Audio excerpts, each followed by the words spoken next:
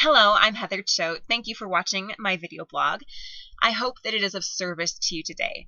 And I want to talk about how the difficult things that we experience can be overcome through selflessness and service.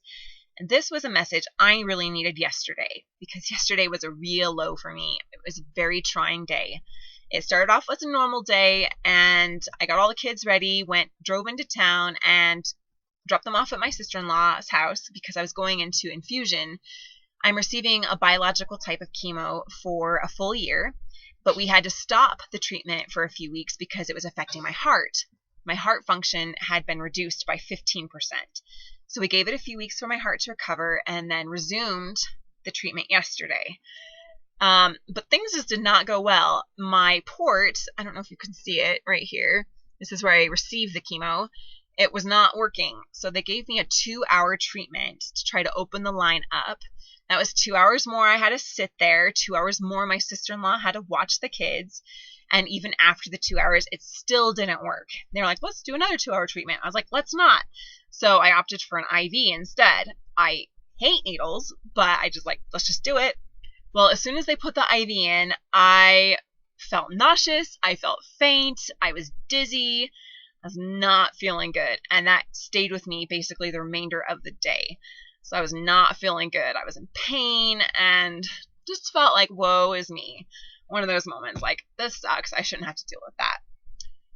As I was in that kind of state, I went onto Facebook and I saw a beautiful young girl who I know personally. She is not even more than 12 years old, and she is facing a major health condition. It's one that is really life debilitating, and in some cases it can even be fatal.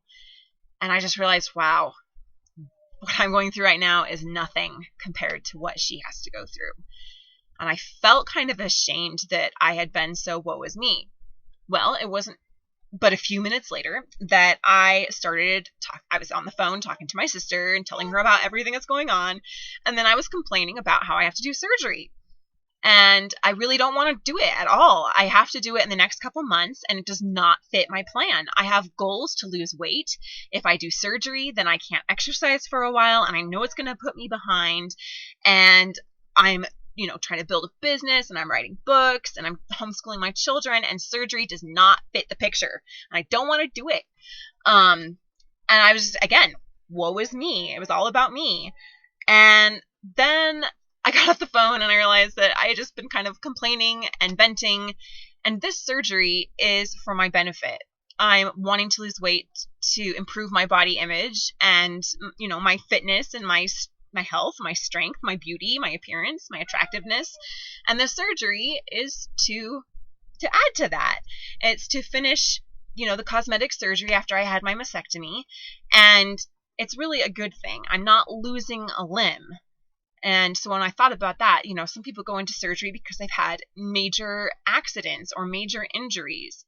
And this surgery, while it is inconvenient, if I think about it in another way, it's really a blessing, and I should be grateful that I get to do it and that it isn't such a serious thing. The surgery I did a year ago when I was 28 weeks pregnant is far more serious and scary and inconvenient than this one. At least now I'm not risking the life of my child. Okay, getting a little emotional.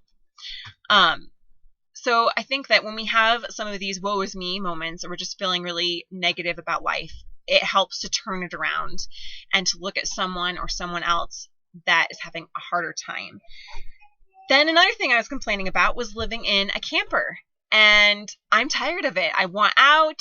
I'm just done. It's been so challenging, and now that it's getting cold, it's getting more challenging. So yesterday I was just heaping all kinds of problems on myself.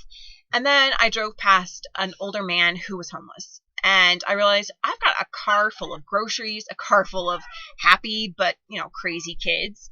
And I get to go home to a warm, safe place, even if it's a camper. That's more than this guy has. I should be grateful that I'm not on a street corner having to ask for other people to support me. And then last night, the challenges didn't end. Our sweet little baby Kiri is sick with a cold, and she kept us up till 2 a.m. and then woke me up repeatedly since then throughout the entire night. And I was whining, complaining in my own mind, like, oh, I do not want to get up and get the baby one more time. Why can't she sleep? Please, I just want some sleep. I think every parent's been there. And then this morning, it just hit me again that I am so grateful that I have her. Because even though she keeps me up at night, I could have lost her. And she's over there crying right now, so I better go get her. But I am so grateful. I'm so grateful that I have my child. And so my challenge to you is that when we're in those woe is me kind of states, when we're feeling like nothing's going right and all of these problems are heaped upon us, to turn it around and look for someone who might be having an even harder time than you. That doesn't make your problems go away. I still have to figure out surgery. I still have to figure out where we're going to live. I still have to figure out, how to make my port work. These are real problems, and I have to solve them. Those things don't go away. But remembering that there are other people who have it even worse help keep my problems in perspective. So it's a good way to change things around that frees us to have more gratitude for the things that we have, puts us in a better state to be able to solve our problems instead of just lamenting over them.